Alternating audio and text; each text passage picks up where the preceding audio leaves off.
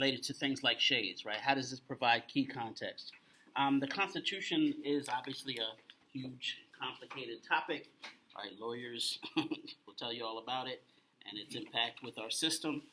We have to be sort of brief and sort of focused on how we're going to deal with it. So part of what we'll do is look at its formation, look at the formation of the document, which we've already kind of started by looking at the events of Shays Rebellion, and also some of the key compromises that come out of this, maybe some of the surprising aspects that are going to help set up our system.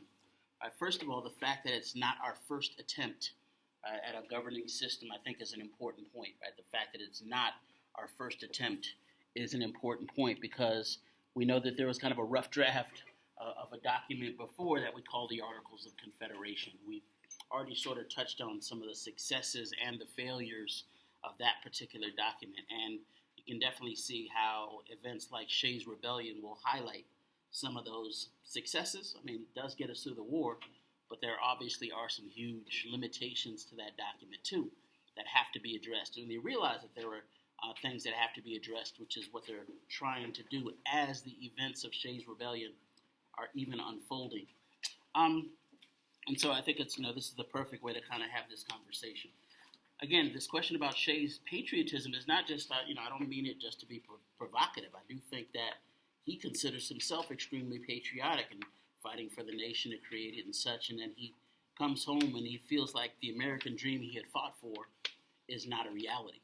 I think that any time in our nation's history when that American dream has come under fire or come into question, it causes crisis. It causes complications for those involved. A few years ago, for instance, when we had the housing crisis, right, it really is going to be a challenge to many, in part because we had always thought of home ownership as being a kind of safe avenue to the American dream, right? A safe path to the middle class. If you can just get to the point where you can buy a home, it becomes this great sort of, this avenue to success, to being American in a very literal way.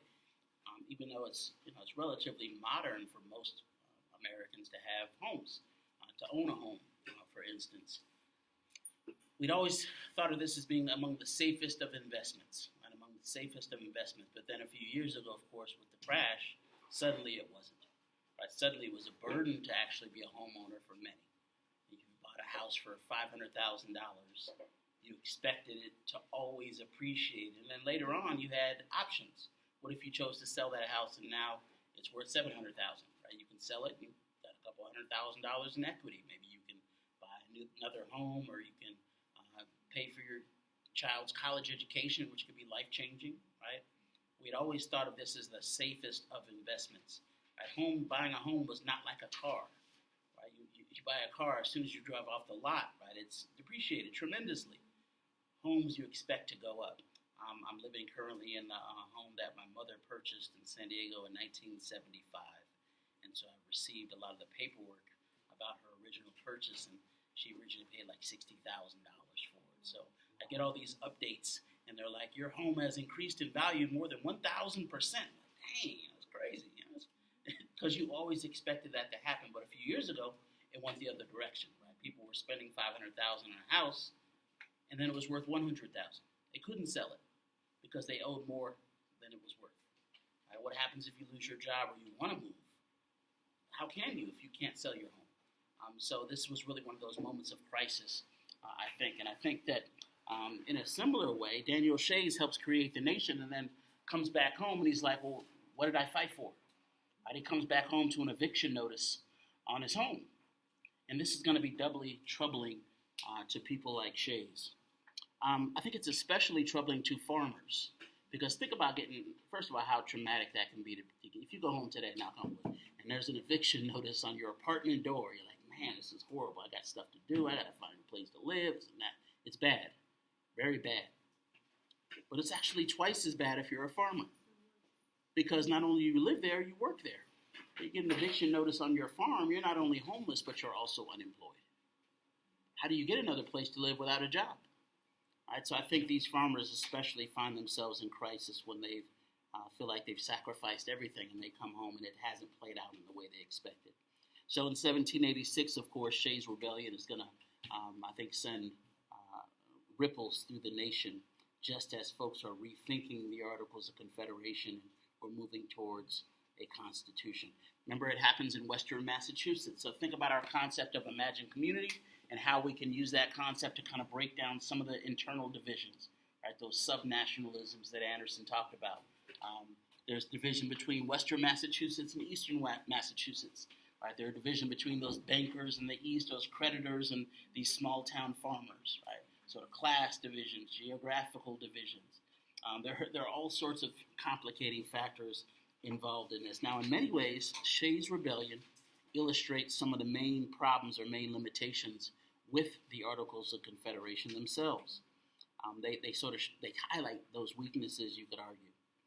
Remember, like many small farmers, Daniel Shays finds himself heavily in debt.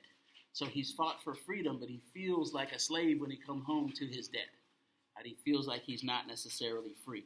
He's about to lose his farm to creditors. He's seen others lose their farms, many of them thrown in debtors' prisons, in addition to losing their farms. So literally losing their freedom and their opportunity in that sense. And so he and others feel like they know exactly who is to blame. They feel like they know who is to blame. They feel like the laws of the state are too much in favor of the bankers and the creditors in the East, far off in the East, right? And that they need to do something about it. It's up to them. Just as in previous years, they had done something about the feeling of being oppressed by England. And now they feel like they're being oppressed by others, and they should also perhaps resist that. So what do they first do? They look locally. They don't march off to the nation's capital, and they look locally. They say these courthouses have to be stopped from foreclosing on people's farms. So they decide to shut down the courthouses. Now, you could argue that even that first step is both focused and local, but also kind of revolutionary, because they are attacking an arm of the state. But it's local. They just want these farmers to not lose their farms, essentially, which I think is interesting, and eventually it will become much more of a revolution. Maybe it starts off as resistance, maybe it starts off as a revolt or as rebellion, but it becomes something even more revolutionary over time. Now, as the rebellion grows, it becomes clear that neither the Congress nor the state of Massachusetts has enough money to raise a militia to stop Shays. So who's going to stop them? Right? This is, again, one of the limitations that the Articles of Confederation that they possess, and why many argue we're going to need a different system. Remember, we had seen some of these before, how difficult it was to raise money for the soldiers during the war itself, and the same system is showing itself to be flawed, perhaps, in these early years of the new nation. So how do they stop Shays? They get a private army, right? Essentially pass the hat around among sort of the elites in Boston, and they say, hey, look, we need to raise an army. Government didn't have any money. Can you chip in? Right? They basically do a GoFundMe. Right? And they're like, we got to stop this guy. So some were like, wait a second. If our government isn't strong enough, right, to collect money to stop a rebellion, then we got to do something different. So for some, I think this will be the kind of tipping point. Shays and his followers will ultimately be defeated, as we've seen, but the fact that the central federal government is too weak to do anything about it, I think, indicates to many that there's a need for a change. And maybe not just a minor change, right? They initially intend just to make minor revisions to the Articles of Confederation, but eventually they're going to do something much more drastic. They're going to make some more drastic changes. Well, as this is all happening, these folks are in the room meeting.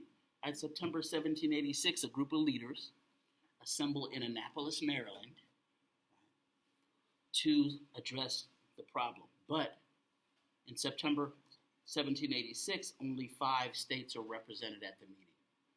All right, so of the 13 states, only 5 of them show up to this first meeting. We could also take that and say, look, these folks still aren't acting like a unified nation yet. You can't even get full people to show up. Right? So 5 states show up in 1786. They can't really do anything. How are you going to do something if you don't even have a majority? So they kind of adjourn the meeting for a year, and they call a meeting for the same purpose for the following spring. They're like, meet in Philadelphia next spring. Now, this meeting in Philadelphia the following spring will become known as the Constitutional Convention. Right, this is the meeting that we've seen described where they're not only going to take these minor changes and try to implement them, but they're going to decide, you know what? we got to throw out the baby with the bathwater and start over. We got to do something much more drastic. Again, think about that relationship between reform and revolution. Initially, they plan to just make some minor reforms. But eventually, they're like, you know what? The document itself is fundamentally flawed. We need a new system. And so we want to kind of look at what it was they thought they were doing, what they're going to put in place, and how the legacy of this meeting, of course, is still with us. It's still with us in many senses. What does this Constitution look like? How do they get the deal done? These are some of the questions I'd like you to keep in your mind right now, because it is not a foregone conclusion that this was going to come out of it, that this was going to work. Right? We've already seen how difficult a process it was. So that following meeting in Philadelphia, 12 of the 13 states show up. Right? 5 had come the previous year. They get 12. That's pretty good. 12 of 13 show up, right, in Philadelphia in May 1787. Rhode Island does not send a representative. Rhode Island is kind of like, you guys go ahead. Rhode Island said something like, you know what, you're not going to listen to us anyway. Rhode Island, as you may know, is a really tiny state. Right? And we've already talked about Rhode Island a couple of times being a little rebellious. Remember, Roger Williams is kind of like, you guys do your own thing. We don't do things that way over here. Right? Rhode Island is like, you know what? Virginia always does whatever it wants to do anyway. Virginia was the most populous state. Rhode Island, I think they're probably thinking, why should we even show up? Virginia's always going to outvote us. They're going to do whatever they want anyway. So let's not even go. Let's stay home and watch Netflix. Game of Thrones marathon. Why go all the way to Philadelphia? And so that's essentially what they do. They don't even show up. Now, I'm going to make a couple of points about this meeting. After initially debating, it becomes clear that they are not just going to merely amend the Articles of Confederation, but they're going to draft a whole new constitution. It's going to be something much more radical. Now, I want to make one point about this meeting. There are 55 delegates in the room. There are 55 delegates in the room for the Constitutional Convention, right, from 12 of the 13 states, 55 delegates. Now, I would first make the point that this is a homogeneous, monolithic group. What does that mean? They're homogeneous, they're monolithic. What do you think I mean by that? Some good SAT words, but what do they mean? It's a homogeneous, I can't even say it, monolithic group of 55 delegates. Yeah, that's the first point. They're all going to be the same. In one way, they're the same gender. 55 males in the room. So where are women's voices represented in this document and in the founding of the nation itself? We're going to have to see. There are 55 folks in the room. They're all male. They're all white males. They're all wealthy. Upper class. They're elite. So you could argue that it might be, if we think that people do things based on their own experience, I'm not even saying good or evil, right? If we tend to think in our own experience, it may be hard for this group to speak for everyone, speak for the majority even. Right? There are no women in the room. There are no people of color in the room. There aren't working people in the room. So there are 55 of them. They're wealthy farmers, lawyers, merchants, many of them college educated, even though being college educated is still fairly rare. They are very elite in this sense. This is going to be important for the document that comes out of the meeting. That's why I sort of put this out there. Think about the monolithic nature of this group, and especially the fact that they are elite. With that said, this group will not try to form a pure democracy. That is not their goal. They were not there to form a democracy. In fact, that was kind of a bad word at the time. Right? This notion of a democracy kind of gave people goosebumps. In fact, when they used that term democracy, they thought of Shays' rebellion. Right? They thought of the rule by the mob. Right? They often used the term mobocracy as a synonym for democracy at the time. Right? That if the people had too much power, you get exactly what you got with Daniel Shays. So in fact, they're going to be there, some will argue, kind of for the opposite reason. Right? They're not trying to craft a pure democracy, which many of them would have associated with mob rule at the time. Instead, they wanted to create a national government. They wanted to create a national government that gave the people only limited direct control. limited direct control. What does that mean? Well, exactly what it sounds like. There will be only limited direct control by the people. Right? There'll be sort of certain things to kind of mediate that control, and we'll see a few examples of that here. For example, only the House of Representatives will be directly elected by the people. Only the House of Representatives will be directly elected by the people. Senators were to be appointed by state legislatures. Right? So the state legislature will decide who the senator will be. And the president, of course, will be chosen by an electoral college.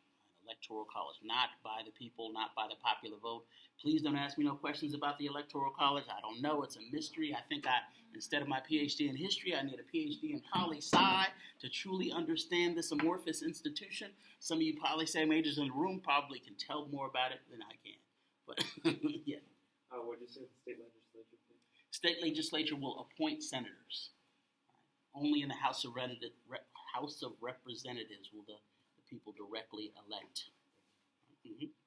So keep in mind this sort of electoral college system and what the purpose of it is. Right? The purpose is only limited direct control by the people.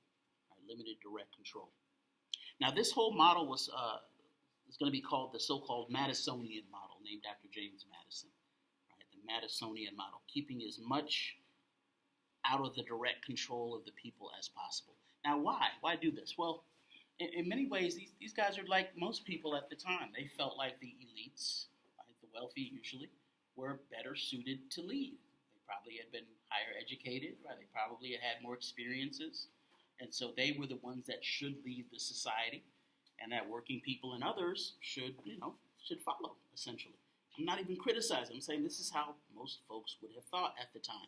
Just because they had fought and defeated a king, right, we shouldn't think that they're going to be so truly revolutionary in every sense that they're going to throw out everything they had always known.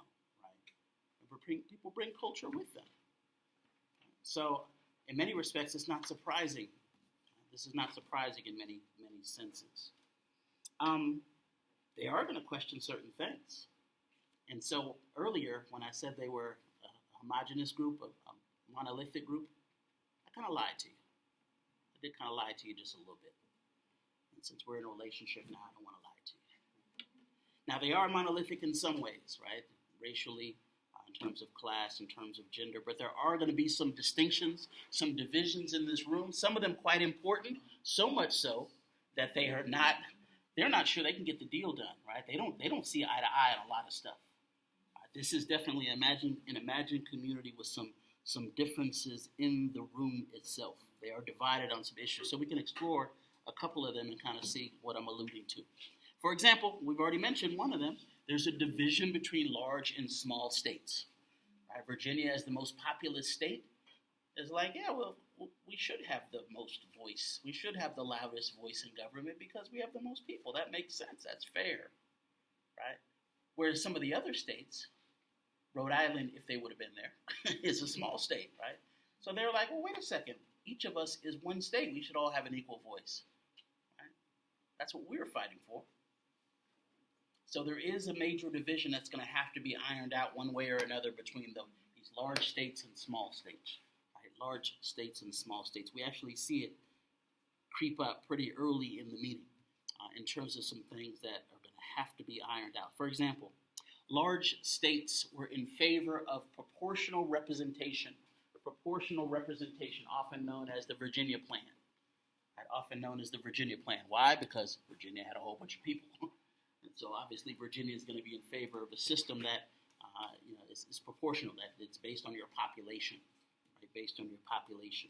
So large states tended to favor proportional representation in Congress, which is basing the number of representatives on each state's population.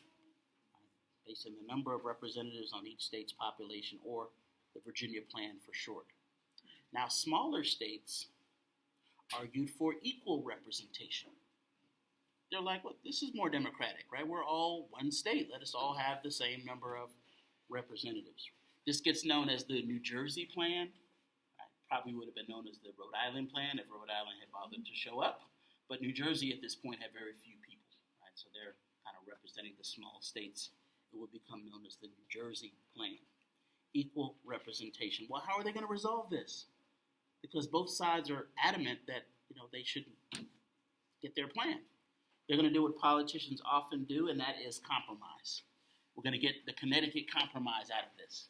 The Connecticut Compromise. So they're essentially going to combine sort of aspects of both plans. Under the Connecticut Compromise, the delegates agreed that the House of Representatives will have proportional representation. Right, the House of Representatives will have proportional representation. So how many, any poli-sci majors in the room, how many representatives does the state of California get? 50 something, like 55, 53. That's your homework. You got to find out how many representatives our state has, since we have close to 40 million people, about 1/8 of the entire population of the nation. We got a lot of representatives. Right? Tiny Rhode Island doesn't have too many. But in the Senate, how many senators does each state get? Two, despite your size. So that's equal representation in the Senate. Proportional in the House, equal in the Senate. So we compromise. We kind of combine both of these plans. We got to get this deal done, and it's not going to get done without some key compromises on some key issues. Again, what I would argue this shows is that there is division in that room, which shows that there is some diversity. It's not racial, it's not gender, it's not class perhaps, but there are some differences of opinion in that room that are going to have to be ironed out. In some ways, it reflects some of the larger divisions already in the young nation itself. All right, so in the Senate, each state gets 2 votes regardless of its size. Now, there are also some really important compromises that are going to have to be worked out around the issue of slavery. Slavery is already popping up as a political issue that's going to have to be dealt with, that's threatening to derail things. Right? Even at this point, slavery is kind of popping up. We'll talk more about the dynamics of slavery and such, but we've already seen how politically significant it can be and has been and was at this kind of founding meeting. So what are some of these important compromises around slavery? Well, the delegates agreed, in part because of the context. Now, some are going to say, well, wait a second. We just fought a war against old Mother England, right? We've made all these arguments about the king is trying to enslave us, and we will not be the slaves of anyone, right? Think about Patrick Henry, give me liberty or give me death. That sounds good, right? Folks are going to fight for that. Freedoms. Yet others are going to say, well, wait a second. If we're making all these arguments that it's really England's fault that we have an institution of slavery, we were just colonies, right? They imposed the system on us. There are those that will place the blame for our racial system of slavery on Mother England. Some say, okay, well, if that's true, what are we going to do now? What are we going to do now that we no longer are a colony of England, that we make our own rules, set up our own government? What's our excuse now?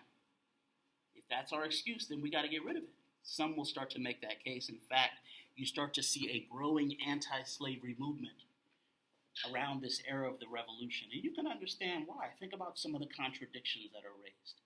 Some religious folks are like, man, God doesn't like this. Right, we're going to hell if we don't do different. The Quakers, for instance, who had once owned slaves, changed their minds right around this point, and they become some of the loudest anti-slavery activists arguing that we got to get rid of it.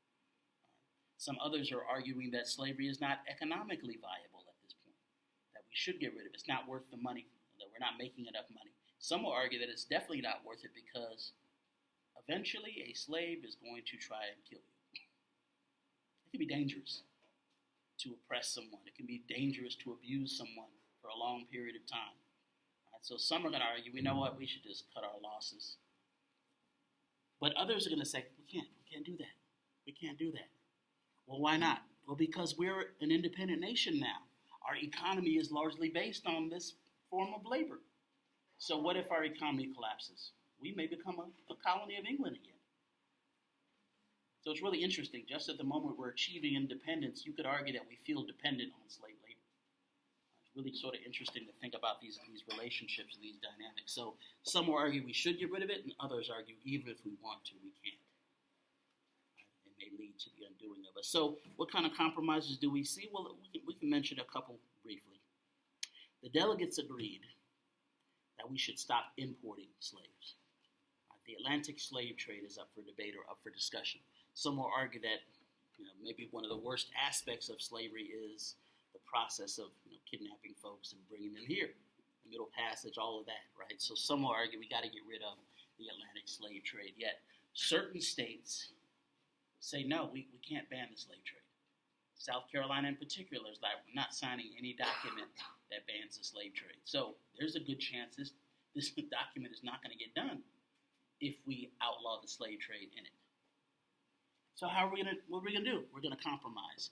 Because these discussions, because these debates are so intense, we decide to table the discussion. This is another tactic that politicians often use. Something is too divisive, you can't come to a consensus. You know what, let's put that to the side, let's deal with it later. This is what we do with the slave trade. We decide that this issue is so divisive in 1787 that we're not going to deal with it.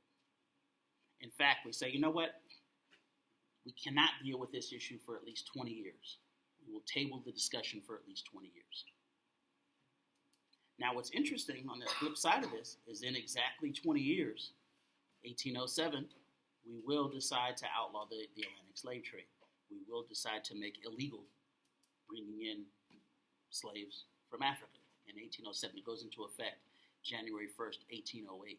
So it's interesting, right? At this moment where we have an opportunity to restart or press the reset button, we decide that outlawing the Atlantic slave trade is a little too revolutionary, a little too much.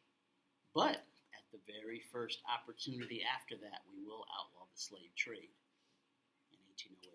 Now, we do not outlaw slavery. That's going to take a whole civil war, right? But we do outlaw the slave trade. So I want you to think about some of the complications going into this meeting and what comes out of it as well. That is one of the compromises around slavery. It has to do with the slave trade. The slave trade. Another one kind of dovetails back with this question of representation. How is slavery going to impact this question of representation? Well, think about Virginia. Virginia, again, has the most popular, I forget what their population was, but let's just say, because I'm not good at math, Virginia has 1 million people. So you can imagine Virginia stepping up to the table. We have 1 million people. We should have the loudest voice. And you can imagine some of the smaller states, like, wait a second. So I have a question. Virginia. Yes, go ahead and speak. Tiny New Jersey. You say you have 1 million people. Yes, we do. 1 million people. Thank you. That's not really true. What do you mean? Our last census, we have 1 million people. Who is this? Who is this New Jersey person anyway? They have a funny accent. And New Jersey's like, no, you say you have 1 million, but 400,000 of those people, 40%, might be slaves. So you really only have 600,000 people because by your own account, slaves are property. They're not people. That's why you can enslave them. All of a sudden, Virginia gets a little choked up. well, wait a second. Of course, these are our people. They should count for the purposes of representation. Others are like, well, no, they got a point, right? I thought they're not slaves, aren't people. They're chattel, right?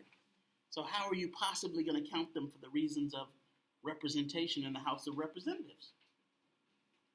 And so this becomes an issue, right? This is becoming an issue around slavery, right? Around slavery. So how are they going to resolve this? Virginia wants to count slaves for the purposes of representation, and other states, especially those states that may not have very many slaves, feel like that's unfair.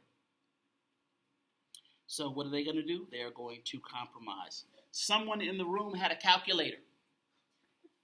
Someone in the room had a calculator, and this goes into the 3/5 compromise. The 3/5 compromise. What is this? Somebody's heard of the 3/5 compromise before? What is that? What does it say? Yes. For every 5 slaves counted as 3 people. Good. Now I'm sure these debates must have been back and forth. They must have had all kind of mathematical long division going on, right? Now somebody, to keep it easy, they could have just said half, right? Okay, well, half slaves is half a person. That would have made it easy mathematically.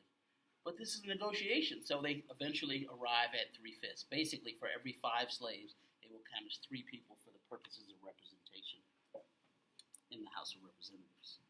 Now think about this.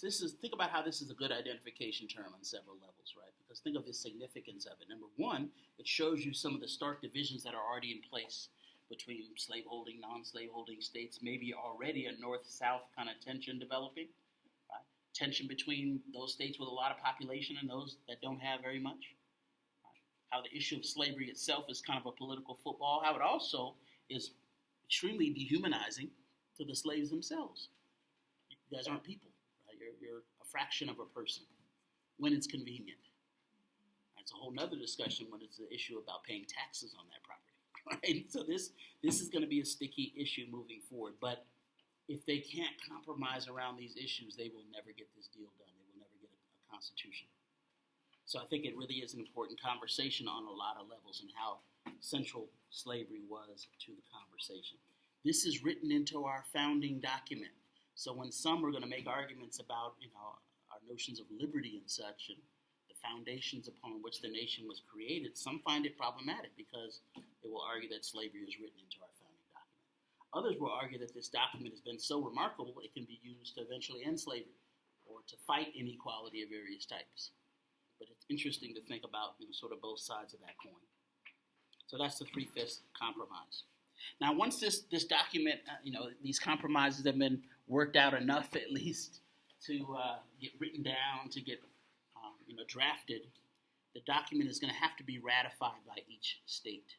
Right? Each state has to ratify for this to become official. Despite the fact that the delegates had compromised on a number of issues, there are still people that would be vigorously opposed to the new Constitution. Not everyone is happy, even once all the amendments and even once all the changes are being negotiated. There are still those that oppose the new Constitution. People that are in favor of the Constitution as it stood at this point start calling themselves Federalists. They will start organizing around this term Federalist, which is going to become identified with more federal power, more kind of central government. They argue that we need a stronger central government. Now you understand why. Think about the Articles of Confederation, essentially no central government, and some of the problems that come from that. So these Federalists say, look, we have something in place that will work as it is written. Now there are others that say, you know what, it's not good enough. They're going to start to organize around the label anti-Federalists. Right? Anti-Federalists. During the fall and the winter of 1787 and 1788, the Federalists will go on the offensive and start to argue why the document works, right? That we should ratify the document as it stands. Some of the prominent anti-Federalists at the time are James Madison, Alexander Hamilton, of Broadway fame, right? And John Jay. They will write a series of essays called the Federalist Papers, right, arguing why this is, essentially an advantage, a good move, and why we should ratify. States like New York, you see this kind of vigorous back and forth in the newspapers, and they're trying to convince people that this, to sway folks to one direction or the other. Now, the anti-Federalists have some serious reservations about this. Ratification seems like it may be a close one.